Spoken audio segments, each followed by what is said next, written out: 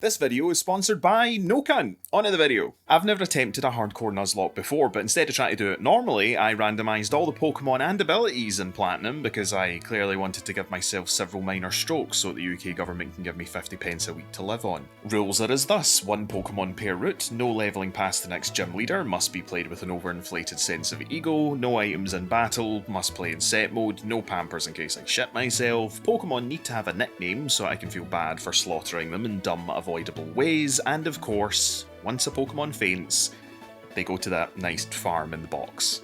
I should warn you, if you're expecting big brain plays soft, tiny, smooth brain plays, you are in the wrong place. You have been warned. So our choices were Totodile, Magnemite, or Machop, so choosing Magnemite we defeat our rival and... rewind. Yeah. What I meant to say was after choosing Totodile, we beat our rival knowing full well that after a few levels this thing was going to cause us problems. With our Moggine as a pair of Heelys, so we won't tell anyone about that special stick that she keeps in her bedside drawer, we name Florida Man and check what he has. Okay, not exactly game breaking, but we have a whole plethora of Pokemon to catch, and first up is... Nice, with a Zubat being our first encounter, things are already looking up. I mean, it's not a great counter at Magnemite, but Crobat is awesome, so like an absolute Pokemon legend, I kill it. Shut it, my luck can't be that bad. Pokemon 2! Don't kill it! Oh, for fuck's sake! Yeah, right, we have a combi that can't evolve and a shit move set, but it was probably all shite Pokemon, okay? Well, that's us done for here then. Oh, I don't even want to see what we could have got. Oh, man. Arceus hath taken a fat jobby on my face. But next... Alright, a Caterpie, wait. Okay, a suicidal Caterpie, that isn't concerning at all. This would be a good time to mention the other rules that I've put in place for myself. As this is my first ever hardcore Nuzlocke, I wanted to feel like what it was like to suffer back in the good old days, so all my Pokemon would have to be leveled up manually, no rare candy cheats or anything like that. This will make staying under the level cap all the more stressful for me. If a Pokemon requires a trade to evolve, it would need to be above level 36, and if an item was needed, I would need to have that. Obviously, I'm not going to actually trade with anyone, because back in the good old days, nobody else played Pokemon. And I would exclusively be playing this after 10 PM on a school night without my parents knowing about it. I would have played it under the bedsheets as well, but I'm pretty sure Twitch would have had an issue with that. So far our team is just 2 bugs and a crocodile with short arse syndrome, but without any idea as to what I need to deal with in the first gym, I begin collecting some meat shields. First I head to Route 218, grabbing this guy's old rod in front of the Polis and hoping that we don't get another bug type. And my prayers have been answered by one of my favourite Pokemon. I mean, just look at her. Given that this will totally nullify our rival's shiny balls, this dopey looking lass will be cherished for all time. We name her Bloop, and realising that she is a whipper of focus, we head back to Sandgem and save a drowning ferret that we named Logan. And back at the ponds that we all use as a toilet at home, because where exactly are the bathrooms? We get a Lotat we named Carbonara with clear body. Quickly picking up a Shinx named Baby Boy with Aftermath in Route 204, my team was ready for a rematch with our rival, who leads with a Slugma, which is easily water gunned to death by Bloop, and one Mudshot is enough to take out Magnemite. Peasy. In Ravage Path we pick up... a Surskit named Tony Hawk with Swarm. Choosing to have everything at similar strength in this randomizer is really trying to force feed appreciating bug types down my throat. We've got a water type, a water type, a water type, a bug type, and now a bug and water type. But it's fine, the cave only had Surskits in it. I said the cave only had Surskits in it! On 203 we pick up fucking goddamn invertebrate shit, fuck! We name it Asbury, which also has snow fucking warning! Come on, what else is here? I want to be upset. Oh! In Orberg Gate we catch... yeah. Another bug in Baidu, the Spinnerack, with... snow warning. Before getting to Orberg City. Oh, there's someone there. Yep, Is he your friend? Why would you immediately assume that I know this fuck? On our way to get Rourke in Orberg Mine, we catch a Swinub we name Piggy Boy, which has chlorophyll. Hey! Which I'll never be able to make use of, because while mindlessly levelling up and talking to chat, I wasn't focusing, and unfortunately, Piggy Boy was lost. The first death of the run caused by my own negligence. My day was ruined and my soul destroyed as I watched the bright future of our prehistoric Piggy powered by the sun ironically go up in flames. My first lesson was hard learnt. Always pay fucking attention. With full attention now being paid, we had a full team ready to take on Rourke, who leads with a Baidu, and I lead with Baidu starting the hail before we have a sucking match between Absorbs and Leech Life, which it took a lot longer than normal due to Baidu being paralysed. Who would have thought that being paralysed would affect the suck? Next up is Yanma, but since it doesn't know any flying moves at this level, I keep Baidu in to try and proc some poison, which she gets, but with quick attacks and hail taking her down to 6 HP, it was time for Baby Boy to try and land a spark on the now +2 evasion Yanma, which he lands, but takes some aftermath from Yanma on the way out. Rock's final Pokemon is Delibird, which against all odds crit hit and Baby Boy returns with a spark that it survives, but the paralysed Santa Slave was no match for Florida Man. One gym down and my blood pressure was already at 150 over some number I couldn't make out at 3 in the morning, which meant it was time to sleep and hope that the next day brought less stress. It didn't. Right out the gate, I shat myself because I thought I was going to have to start the day off with a trainer battle, thankfully not. Though my trousers were still full of poo, so I mean, who really lost here? While on my way to the next gym, some hair dye fanatics were harassing an old man and his underaged assistant. I'm sure this Team Galactic aren't going to be a problem later down the line. But for now, it was time for lesson number 2. Okay, well, you know, I feel like that this is a bit that you've jumped it ever so fucking slightly. People are horrifying and should be avoided at all times. The gym leaders are the main goal, but every battle could be a bad time for me, so as many trainers and random encounters needed to be avoided from this point on. At the Valley Windworks we get another water type, and Blubbles the Piplup with Forewarn, so taking that as a warning, I started leveling up. I evolved Baby Boy after leveling it to 17 to get Bite early, Carbonara at 19 to learn Mega Drain, and wait just a second, why does Marrow look like it ate an entire bag of MDMA and can now taste sounds? Heading to deal with the Windworks, worried that I was going to start over-leveling if I didn't clear this place out, I completely forgot about the mechanics of Bide, and we lost Baidu to the grunt at the threshold. Lesson number 3. Understand what things do. Inside the Windworks we got to Commander Mars. Normally our Purugly is faster than the majority of your babies by this point, but first was Ladybus, so it seemed like the randomizer gods smiled on me and... Or I suppose I can go into a dark room and fuck myself. I'm not gonna lie, I was starting to smell burnt toast and my left arm felt like it was filled with pipe cleaners. With a fake out flinching my Baby Boy in the first round and taking him to 17 HP, with us only doing about the same amount of damage as a rusty bacon tray to the Big Chungus, I swapped to Bad Omen in hopes of getting poison powder off to do some chip alongside the hail, risking a low roll on the bite only to get flinched yet again. But now Bad Omen had 2 HP and things were not looking good. Swapping into Carbonara to try and get Mega Drain to stall this out for as long as possible so that hail can do its thing, but this mama was not about to lay down and take being pushed around by, let's face it, a lily pad with a beak. Eating an oranberry with a thirst for blood in her eyes, my balls had sucked back into my body to prepare for the destruction that was about to be wrought on my team. Choosing to throw in Tony Hawk in a speedy lesson 4 of Bring a Sacrificial Lamb, I follow with Bloop for a Rock Smash to try and get a defense drop, a Tail Whip giving me the mercy that I need, but our super effective move does piss poor damage and no defense drop given. With a single bite taking Bloop to 4 HP, both Bloop and I make a mud shot. Mine was of the toilet variety though, but Bloop manages to hang on with just 2 HP. Florida Man was out next, and the Battle of the Bites takes place, but again, we get flinched. Thankfully, Florida Man's steadfast ability gets activated. Alongside Bloop's previous speed drop from Mudshot, we manage to outspeed, and with a crit hit bite, we finally take out Mars's Kangaskhan with only 1 Pokemon lost. Now having an empty slot in my team and the tail terrorists out the way, I head up to 205 and get a nose pass with Flame Body, that we name Sunburn. Still with the taste of exotic mama meat in his system, Florida Man evolves and I slather some honey on a tree in hopes of finding something as possibly broken as Sunburn. And not just a bunch of junkies who ran out of food stamps for this month. Given that we've already caught a Caterpie earlier on, wait, Cheryl, calm down woman. Our next Pokemon was Apom, but with Sniper instead of Technician ability, Chili Cat won't be joining the team just yet.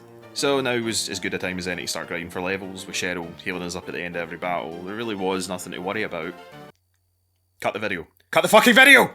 So the special version of Pokemon Platinum that my uncle brought me back from the secret Nintendo bunker that he works at in the Bermuda Triangle had a slight glitch. Thankfully we got back there with no problems whatsoever. That definitely didn't cost me an hour of my life and caused 40 of my ball hairs to go grey. Anyway, look at Bloop who evolved! Worship her.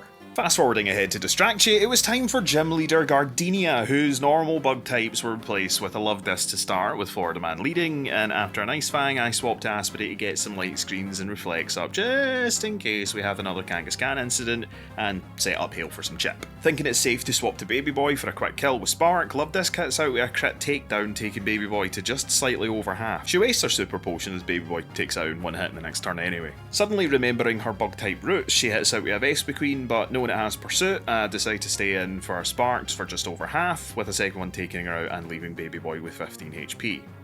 And our final Pokemon is... a Nidoking.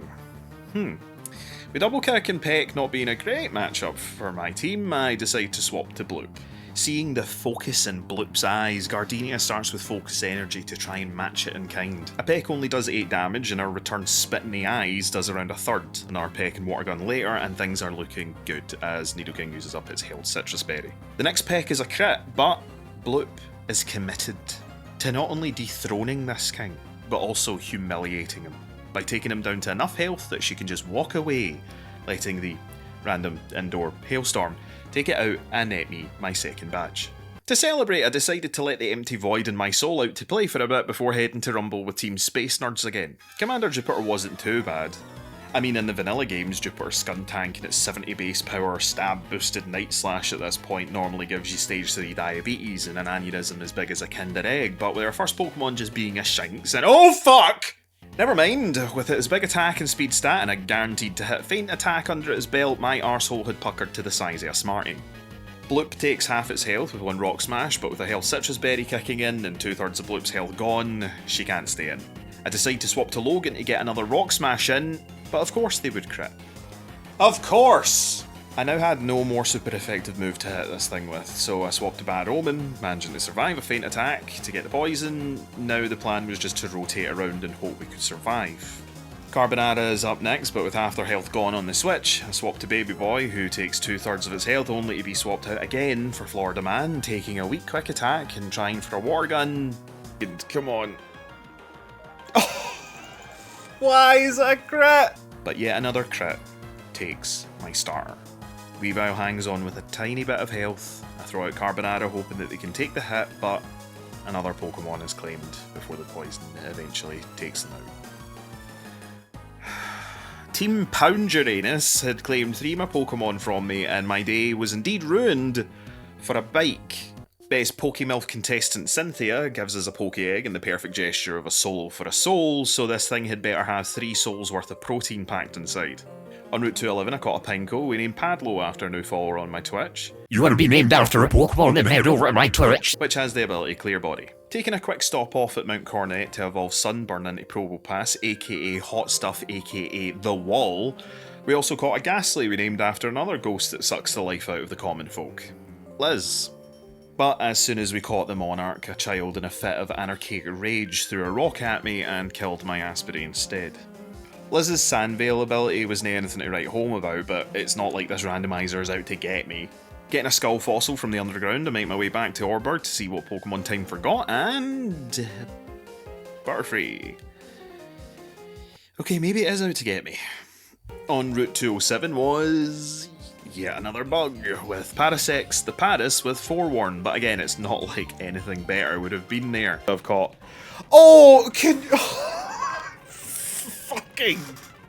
206 yields better results with the non-fairy fairy type, Our Mother, the Snubble with Chlorophyll. I will remember you. Just up for 206 in Wayward Cave, Sakura the Cherubi graces us with his presence, and with adaptability he will definitely be joining the team. And in the old chateau we got Grimer we named Remurg, because muck spelt backwards is it has the ability guts. But before we wrap up our Pokemon refilling break, our egg was finally ready to hatch into...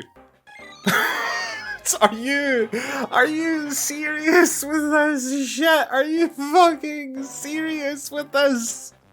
Okay, do you know what? Fuck this game. I'm out. After that, I spent the better part of a week trying to get something other than a combi, cherubi, or apom to spawn in the honey tree, but with no luck, so we will return later.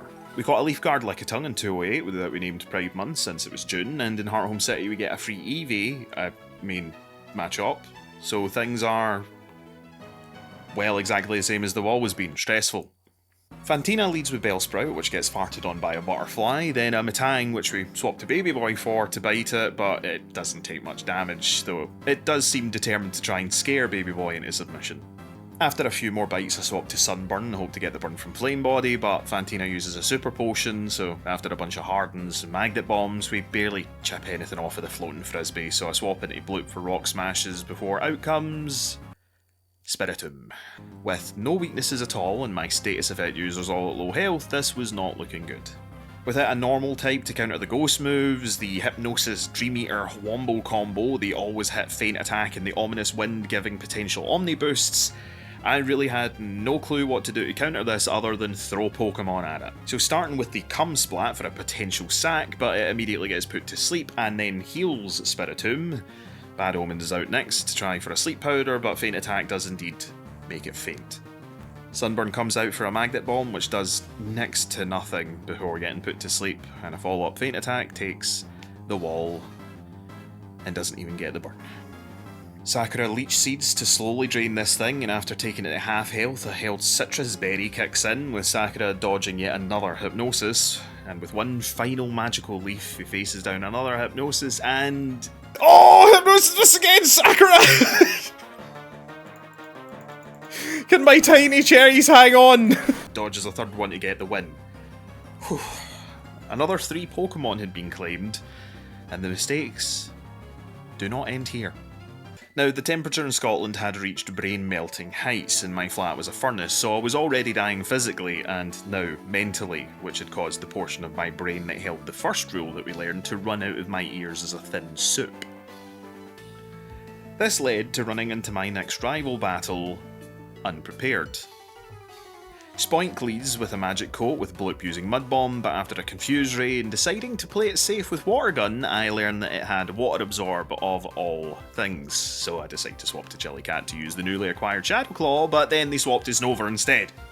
After 2 claws and 2 cold farts, the dumb tree was still alive, and not liking the mix of sleep and -2, I go for Baby Boy to electrocute it before Ponyta comes in.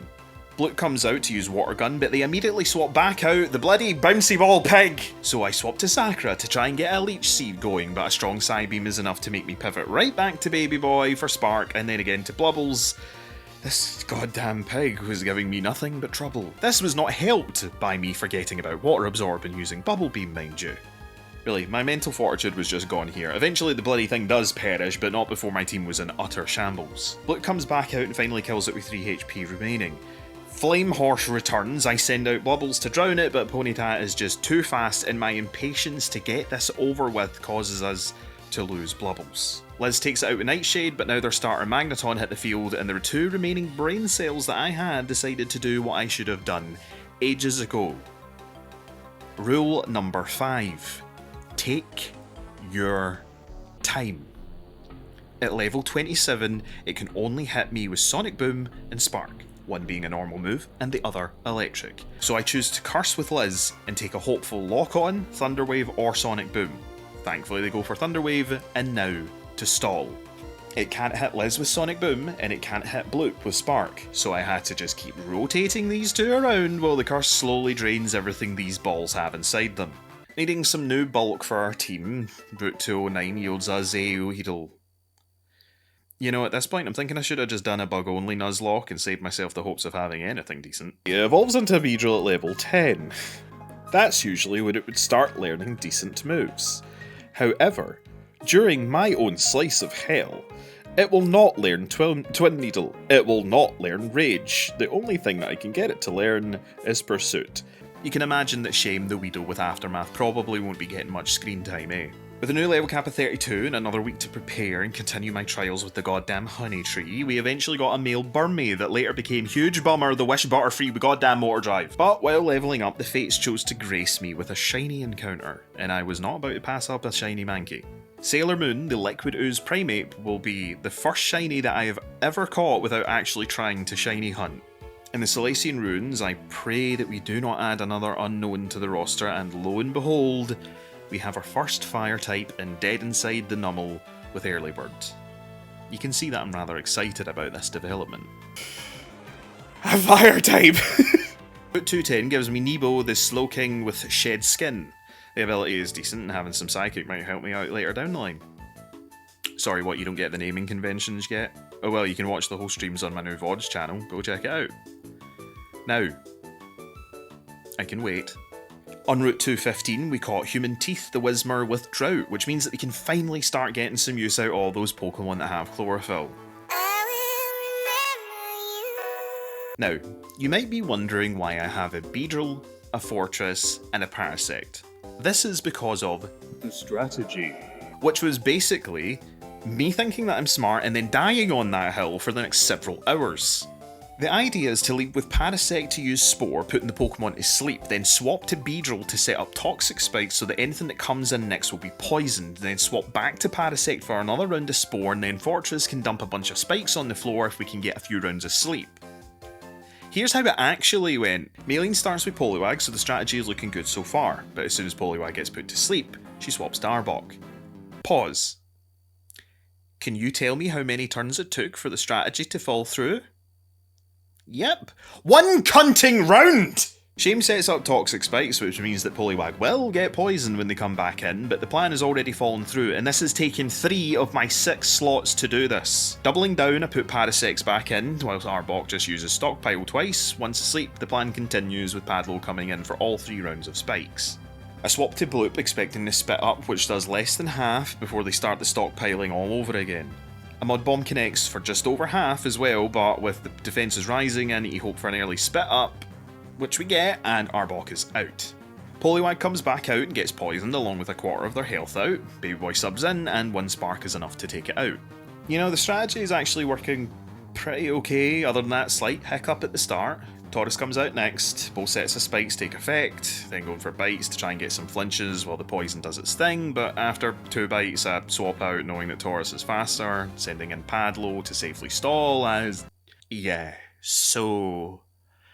Taurus knows Rest, the ultimate counter to the super complex and completely unfucking necessary strategy which takes away poison, takes away the damage, and shows why Toxic will always be better than Toxic Spikes. Fuck. There's still hope though. If it stays asleep for 1 more round, I send in Liz to set up Curse, and then it wakes up in a super effective Zen Headbutt, takes her out in 1. Scrambling, I send out Parasect to hit it with Poison Powder to whittle it down, swapping back to Padlo that can tank the telekinetic head smash from this goddamn narcoleptic bull. After a payback, it uses Rests again and heals back to full. Honestly, at this rate, I felt like I needed to get it to blow through all its remaining 3 rests and lose more Pokemon in the process. Only to remember that Rest had 10 PP in this generation, so there goes that plan. Back to scrambling.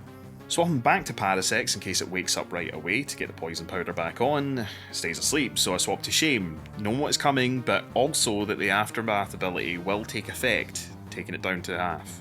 Trying this time to just not bother with status moves, I send Padlo back out to use Payback, expecting a Zen Headbutt, but instead, Rest number 3 is used. Swapping to Bloop for a Rock Smash to try and get a defense drop. The first was unsuccessful, but as it wakes up, and... Bloop takes it to the red. The second one gets the drop, and leaves Taurus in at about a third before swapping back to Padlo to tank the Z Headbutt it thinks will get the kill. Rest 4, and thanks to the defense drop, 3 paybacks are enough to put the bull to sleep forever. Lesson number 6, especially for randomizers: don't plan. Fly by the seat of your pants at all times. But I don't learn that lesson, not for a long time, unfortunately. Continuing my trend of capturing wild creatures only to slaughter them mere hours later, on Route 214 we catch a Ralts that we named Femboy, but we honestly never knew what the ability would turn out to be. Why does Femboy have upgrade and suction cups? Highly curious! Just saying, you know, Femboy has been upgraded and it has that good suck.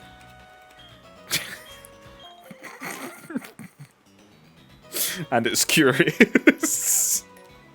Sometimes you just can't write this shit. Valor Lakefront gives us Scooby the Growlithe with Forecast. I'm starting to realise that there's a lot of weather-themed abilities in this run, huh? With a Femboy and a Good Boy now collected, we only needed a Bad Boy to complete the trilogy, so we went to the Safari Zone to take a peek at what we might be able to get before heading in to catch the baddest bitch in the whole damn swamp. Punt! Because Pokemon wouldn't allow me to put a C at the beginning, and also because, let's face it, it's the perfect puntable size. She comes inbuilt with Airlock ability because she has had enough of this weather shit. Route 213 gives me a Hippopotas with Normalize, which makes Punt look like a fucking pseudo-legendary at this point. 212 doesn't prove much better, but at least Furry the Raticate didn't neuter itself and instead had Liquid Ooze for its ability. Stopping off at the Ruin Maniac's Goon Cave, I save a seal from its unsafe environment, naming it Mountain Dew with the Synchronize ability, and dipping my rod in the local pond in Pastoria got me a Slackoth with the Technician ability. A Slacking without the Truant ability is massive. Finally, some randomisation that is in my favour. Also taught Furry Thief and went back to all the earlier areas and tried to see what goodies I could steal like the filthy rat that I am. A few handy TMs here and there will go a long way, but as I made my way around, I realised that I hadn't fished in Eterna City and found Rainbow the Watervale Charmander, because aquatic fire lizards make sense in a randomizer. Also, when Femboy evolved, it changed into multi-type, so now you can get Femboy in any flavour that you want. Before we can take Badge 5 for Crusher Wake, we'll need to fight our rival once again, who starts off with a level 34 Squirtle who just don't want to evolve. I lead with Parasect because I had completely forgotten about this fight before the gym. Again. Putting the Squirrel Turtle to sleep with Spore, swap to Padlo, who sets up the spikes, and then swap to Sakura, who gets confused on the switch, but one Magical Leaf is enough to take it out. Weeping Bell was next, but Rainbow melts the DSL plant with one Fire Fang, Bronzor follows suit with 2 Dragon Rages, and Magnezone comes in last, meaning that Toxic Spice was utterly pointless the whole fight. I just will not learn, will I? I foolishly didn't even have Bloop with me, so I didn't have anything to counter it. A Dragon Rage takes it to about a third, but after a lock-on without the scary Zap Cannon to come, more Draconic Rage takes them out, and surprisingly, no deaths. Once again, trying to prove that you can plan around randomness and fully willing to die on this hill, I start with Parasect for Wake, who has a Lucario. Spore lands, and I swap to Padlo to set up the minefield. But after waking up the next round and using Swords Dance, Toxic Spikes is all I'm willing to set up before swapping to Rainbow on another Swords Dance. One Fire Fang wasn't enough to take it out, but Wake goes for Metal Sound instead. After blowing through a Hyper Potion, 2 Fire Fangs takes it out, and Raticate is next. I choose Fly to let Poison do its thing and evade those Chompers, but it misses, thankfully only taking a scary face on the descent. Next turn, Super Fang hits, and then Rainbow takes off, with it landing and leaving Raticate with a slither of health. Going for another Fly, Wake uses their second Hyper Potion before being returned to its rightful place at red health. Tanking a Crunch and returning with a Slash is enough to take it out and bring in Alakazam. Purple comes in on a Calm Mind and a Reflect, but with a Dread Plate and a Technician boost, one Feint attack is all that is required. Ignore the terrorist threat going on in the background for a moment. This is really the point where Pokemon started to tilt in my favour. We had some fully evolved Pokemon, and ones like Purple were just absolute beasts. This was what I really wanted from a randomizer run. Some really crazy powerful Pokemon, using some that I would normally never use, coming up with tactics that will never work, and of course, heart-crushing defeats. I can only say this now that I've had time to mourn the dead, but you know, fun. After getting some Psyducks or Methadone for the day, Mr. Slithers the Arbok joins the box with Pickup not exactly helping me out here on Route 210. Forgetting that Cyrus is a fight in Platinum, he starts off with a Kecleon who bloop Earthquakes, an Electrode who bloop Earthquakes, and a Ferret gets fainted by a Feint attack. This was a foreboding win against Team Galactic. And the boss at that. Since we just picked up Surf, I took it as a sign, so in Celestic Town we get THC with Iron Fist. I'm just saying, Meganium with Fist is somebody's sleep paralysis demon. Forgetting again about my rival, he jumps me on a bridge, and with suicide not being an option in these kiddie games, we are put into another random battle. Xatu leads with Baby Boy subbing in for Bloop, but this Xatu is probably about as hyper as his trainer as they go for me first to copy the Thunderbolt before becoming a perfectly crispy Condor. Mantine gets added to the dinner plate with another Thunderbolt with Octillery Takoyaki on the side. And then... the wall. No! My rival had clearly been watching me from the shadows and knew how to hurt me, turning my own spells against me like some energy drink swigging Harry Potter. But this Probopass would never be as powerful as the true wall could have been. Bloop, enraged by this act of psychological warfare, proceeds to wash it into the sea, leaving only Magnezone to face down his nemesis. All in pretty smooth. By fishing in this tiny part of Canalave City, we get Nosferatu the Puccina with Moldbreaker, who will sit in the box alongside Karn the Anorith with Minus from Iron Island. However, on our way through Iron Island, the double battle with the Ace Trainers took a bad turn after Riley's Venusaur died and left me to face the Wrath alone, claiming Sakura when hit by a crit hit Psybeam. Having lost a main Pokemon already, I continue to try and make the ninja caltrop tactic strategy, whatever the fuck I'm calling it, work. I lead with Padlo in hopes I can tank whatever is first. Byron's first is Rapidash. So that plan goes out the window. That's 3 for 3 for those keeping score at home. Hard pass onto Bloop to tank a Fire Blast and return with a Surf. Huntail is next, and Baby Boy misses a Thunderbolt due to a dive, but on coming up for air, the second takes it out. His final Pokemon is Ambipom, and I try to go for flinches with Bite, but this speedy monkey keeps getting double hits off, taking Baby Boy about a quarter, so Purple subs in with a yawn, taking more double hits, knowing that the Sniper ability could be scary, before unleashing a Faint Attack for the 5th Gym Badge. Taking a short break from my aspiring dreams of finishing the Elite Four to become a counter-terrorist operative, I head to Lake Valor and face off against Saturn, but Purple stomps his whole team into the dirt without ever removing her finger from her nose. At Lake Verite, our rematch with Mars starts off with an Ursaring, but Purple is the stronger normal type. Staraptor is next with a close combat that doesn't do that much damage, but fearing a crit, I swap to Mountain Dew, completely forgetting it's an ice type and losing her to another close combat. Baby Boy cleans up my mistake with a Thunderbolt before Ditto comes in next, at which I pause for a moment to try and think of some smart way of using its transformation ability to my advantage, but Baby Boy had other plans and the goop turned into battery acid. Making our way to Lake Acuity, we find a Carvanha on Route 216, but forgetting its dark typing, Rock Smash kills it. If it hadn't been obvious quite yet, the killing of a Chansey on Acuity Lakefront should really hammer this home. It was actually only in the editing of this video that I realised that I had also missed an encounter on Route 217.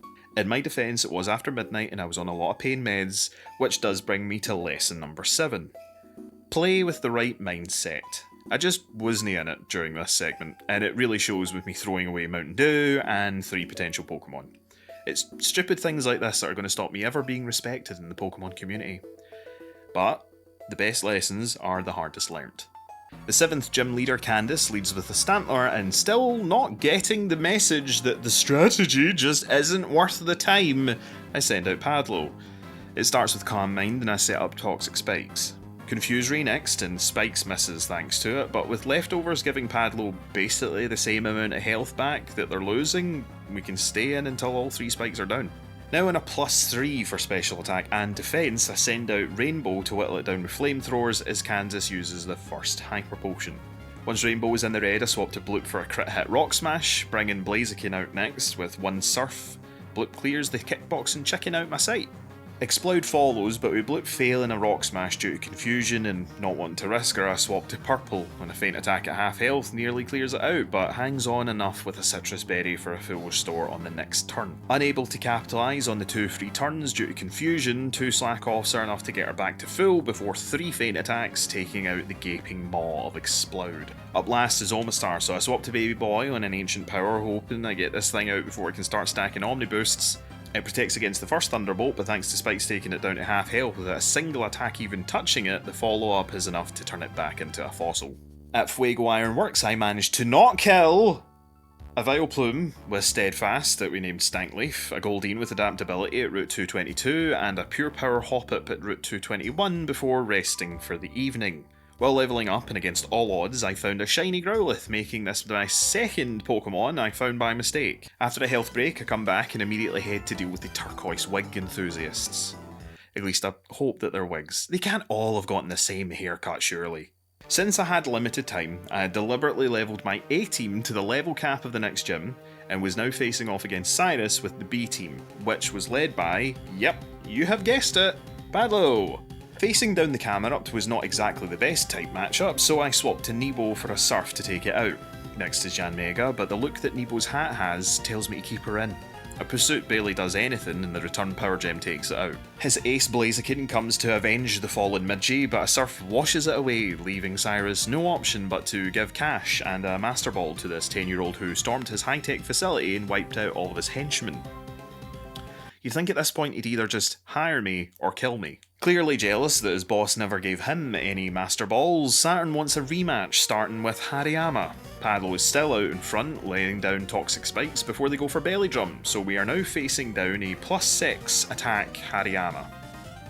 Great. I protect from the Force Palm on the next turn, but the only attacking move that I have is Bug Bite, and with such a high defense stat, I take the chance instead of exploding since I'm still confident that the strategy would be great the more Pokemon an opposing team had. A Wake Up Slap takes over half, but Bug Bite doesn't do nearly enough. Protecting on the next turn to buy some time for leftovers, but looking at my team, there weren't many choices that I had but to bring Nebo in on a resisted Force Palm and hope that they can tank it. At just over half health, I hit Psychic and pray that Hariyama doesn't crit. Which they don't, and the Belly Drummer is dead. Mareep is insultingly next. Scooby switches in on an expected Signal Beam before digging and pulling Mareep into its own grave. Honchkrow brings up the rear, but without the scary Night Slash, 3 Firefangs take it out. My whole team had survived not 1, but 2 encounters with Team Galactic. I was feeling smashing, confident, like a switch had been flipped, like I was finally paying attention to all the lessons that I'd learned up till now. I was thinking things out, I was paying attention, though it was slowly turning into overconfidence. I do not back down. Ego. Face crits head on. Cockiness. Look, I'm just saying, in life, crit happens, and you just need to deal with it. I knew I could pull this off. Sure, there had been a lot of dicey rolls of the damage, risky plays, and I hadn't been playing as well as I should have, but I had 7 gym badges. The finishing line was something I could actually see. And I could make it. I had enough basic knowledge and a strong enough team to push to the end with only a few small hurdles in my way. Mars and Jupiter were barely even a speed bump, even with our rival dragging his heels. Even the Pokemon of time and space were here to witness my success. We entered the time distortion knowing that Cyrus wasn't anything that we couldn't overcome. I had done it already. I had done it twice. His starter Grumpig could barely touch Badlow, who just set up spikes and then bit it to death.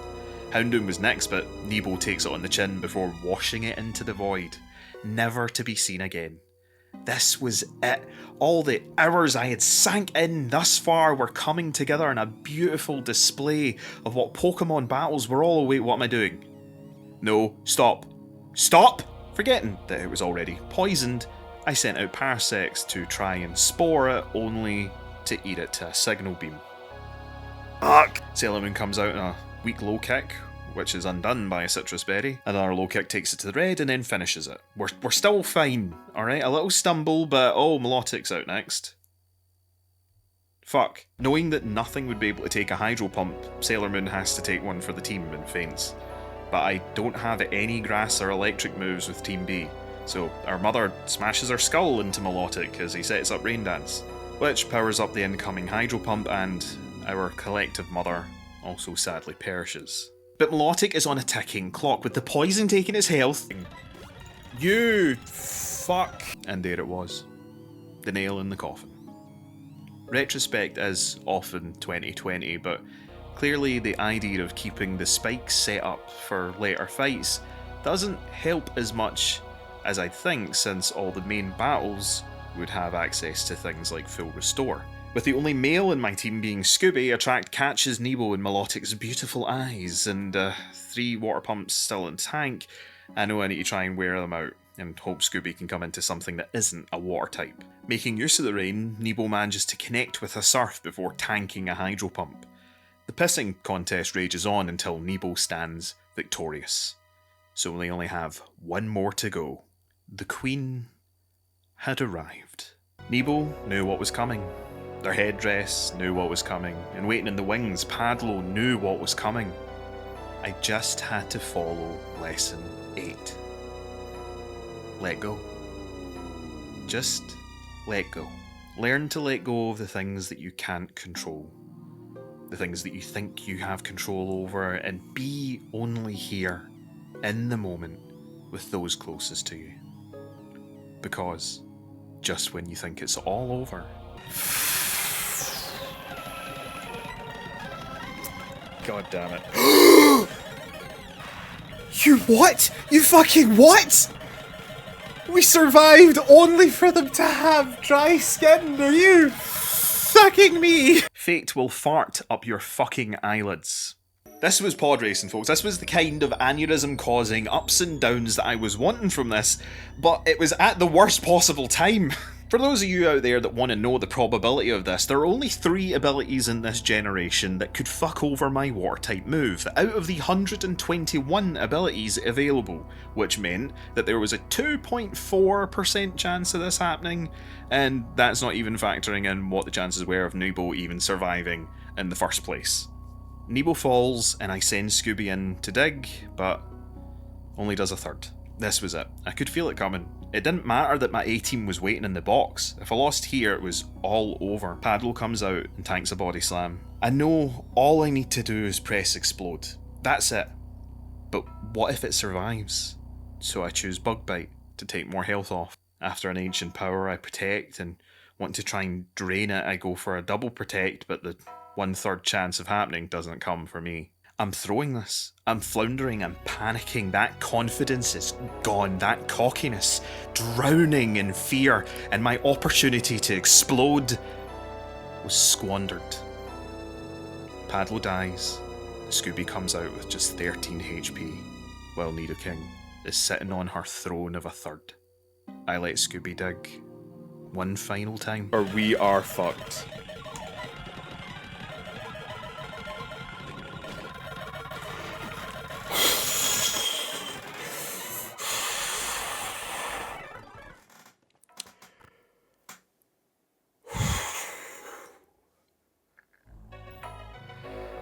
Scooby is such a good boy.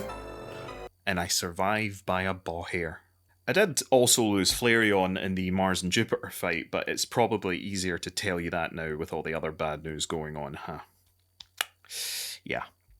Given that Time Distortion is a new area, I obviously caught the Giratina with no intention of using it, as well as a Mawile with Blaze on Send Off Spring, and as one final spit in my face, a Nidoran with Volt Absorb on Route 222. But all I wanted right now was for my heart rate to come back down and to stare at the ceiling all night, replaying the whole damn thing in my head. My faith in my limited ability was shaken to its core. Just when I thought I was in control, that I had learned that I could do this, reality had stamped my skull into the pavement. I needed a win to bring my confidence back, but with only the last gym and the Elite Four to go, every win would be hard fought. But Volkner only had 4 Pokemon, so at least that would be easier. Team A was back and ready to take me to the end. Right, let's speed it up. It's just a trainer. What threat could a trainer pose? You try to outspeed...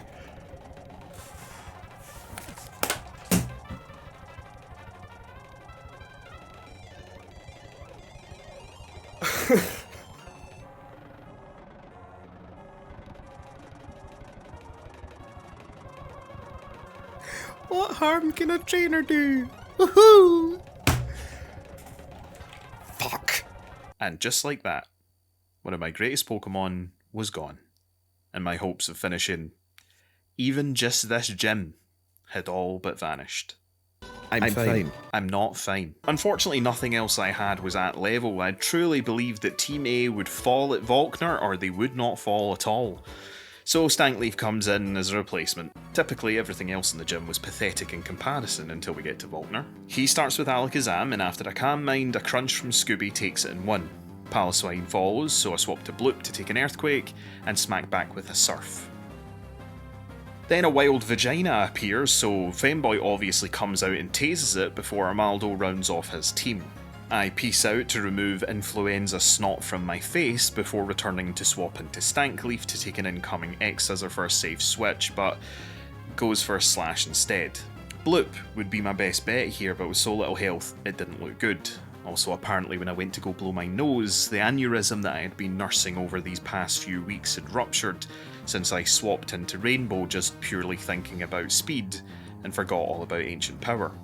After a piddly amount of damage from Fly, Ancient Power sends Rainbow back to the sky forever. Baby Boy comes in taking over 8% of the remaining health before finishing it off after Protect. Another easily avoided death to add to my counter. The end was on the horizon, and only a few more encounters to go. Bronchitis, the coughing with Serene Grace, was caught on Route 223, and Fetus, the scrappy Elekid, in Victory Road. That was it.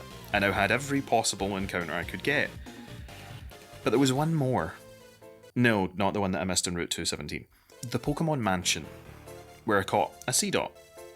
An unassuming nut, but with the ability Simple, and remembering Nasty Plot once evolved into a Shiftry, making for a quick and risky boost to damage. After a surprisingly easy battle with our rival Not Hop, it was time for the Elite Four. My team: Bronchitis, the Serene Grace Wheezing, that has Shadow Ball, Destiny Bond, Sludge Bomb, and Protect. Butt Plug, the Simple Shiftry with Nature Power, Nasty Plot, Extra Sensory, and Synthesis. Baby Boy, the Aftermath Luxury with Bite, Crunch, Charge, and Thunderbolt. Bloop, the Inner Focused Quagsire with Ice Punch, Brick Break, Earthquake, and Surf. Scooby, the Forecast Arcanine with Extreme Speed, Fire Fang, Dig, and Crunch. And finally, Fetus, the scrappy Electivire with Thunder Punch, Ice Punch, Fire Punch, and Low Kick.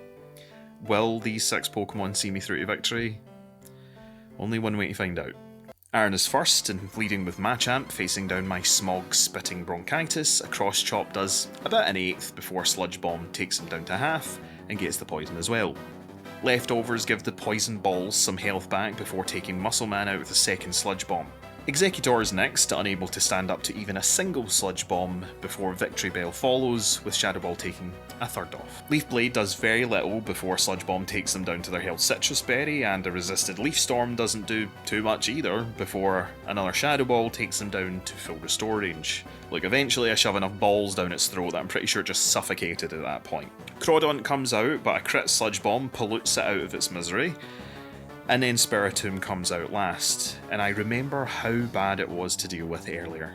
Sucker Punch takes Bronchitis pretty low, and even a crit Sludge Bomb doesn't even do half, but I knew something like this would be coming. This run had fucked me at every turn, and I wasn't about to let history repeat itself, so Bronchitis uses Destiny Bond, going down, but taking every one of Aaron's team with him as the ultimate sweep infection. Bertha, the Gilf of the series, is next, starting with Pinsir, and I start with Butt Plug, which is fitting because my anus instantly puckered, feeling another guillotine around my neck. Taking a risk, I go with Nasty Plot to raise our special attack as they go for Swords Dance, before going for a second, with a submission taking Butt Plug. I can survive it! Oh! I can survive it! To 12 HP. But with +4 to our special attack and knowing I outspeed, Nature Power turns into Tri Attack and takes Pinsir out. Don't worry about the alarm, it's fine. This is the good noise. This is the noise to let you know that everything is going well and great and fun and fine. Gastrodon is next, but Mind Plate and debuff are too much for its feeble, squishy mind.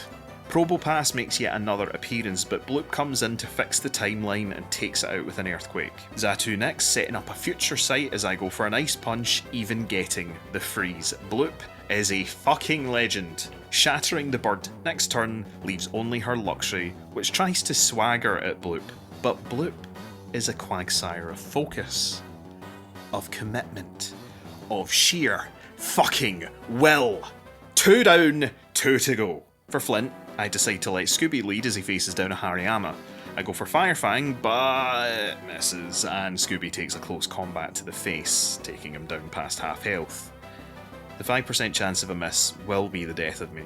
I swap to Baby Boy as he takes a close combat to half as well, but Hariyama is now sitting at a -2 for defences, and knowing that my Thunderbolt will outspeed, Hariyama is out.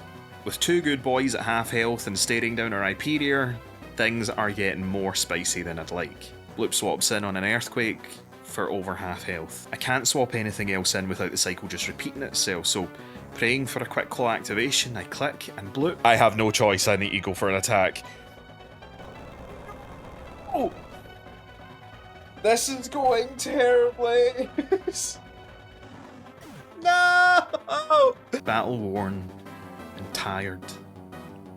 Famous. I bring Scooby in and use Dig, which luckily isn't punished, with Rhyperior using Stone Edge instead of Earthquake, but it only takes a third, and the return Stone Edge puts Scooby down. Fetus comes in, and I use Ice Punch to whittle it down before Citrus Berry brings it back up. Stone Edge hits, again, taking him down to 13 HP before a sweep for the leg topples the Tyrant. Chair him next as I swap to Butt Plug on a takedown, with its only other move being Solar Beam. I use this time to set up to +6, and then Tri Attack takes it out. Charizard comes in to avenge the plant, and with no choice but to stay in, I hope that my fuzzy tree can outspeed a dragon and go for Tri Attack, which lands and takes it. 1 left, and given that Skuntank is weak to Psychic, Butt Plug forever seals that smelly bitch up. I only have half of a team left, and now it's Lucian. I start with Fetus for coverage, and Golbat comes out. Stab Thunder Punch takes the first out quickly. Lopunny follows with another Thunder Punch, taking it to over half before he returns a sock to the face with his own, which crits, but doesn't get the confusion. Another Thunder Punch KOs him before Fetus faces down Skarmory.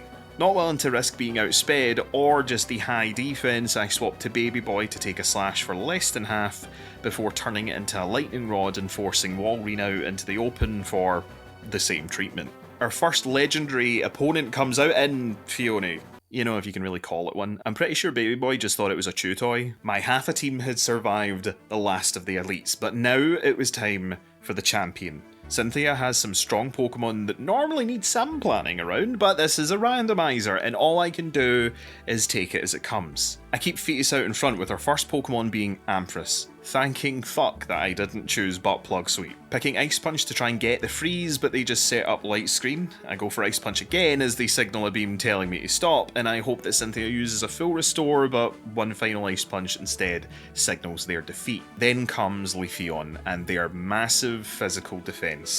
The Fire Punch doing just over half before Grass Whistle putting Fetus to sleep. Giga Drain siphons off health and an unmissable Magical Leaf comes in, taking Fetus under half. Fetus wakes up at the last second, but it's too little, too late. All the pieces are in place, and Last Resort sends Fetus packing. It has the tiniest pixel of health left, but nothing I have can outspeed this plant puppy, and a full restore undoing all of my hard work spells the end. Extra Sensory takes it to over half, with me using Nasty Plot in case we can evade the coming Grass Whistle, but Cynthia instead withdraws and sends out Drapion. A Tri Attack takes it to the red, with Bug Bite being faster and taking well over 2/3. Going for another Nature Power in case of a full restore instead ends with a Poison Fang chewing Butt Plug up with no remorse. Baby Boy is alone, taking a crunch for a third before Thunderbolt takes Drapion out. But that is only 2 down, and Leafeon is back to finish the job. Of course the 55% accurate Grass Whistle connects and sends Baby Boy to sleep. Left dreaming, while the Magical Leaf and Giga Drain sap the life from him, and the Last Resort finishes him off and puts an end to this run. And that was my first attempt at a hardcore Nuzlocke.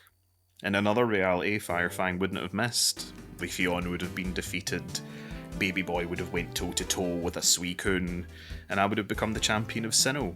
But this isn't a Marvel film, there are no alternative timelines, there's only a dead run, and the lessons we learned along the way.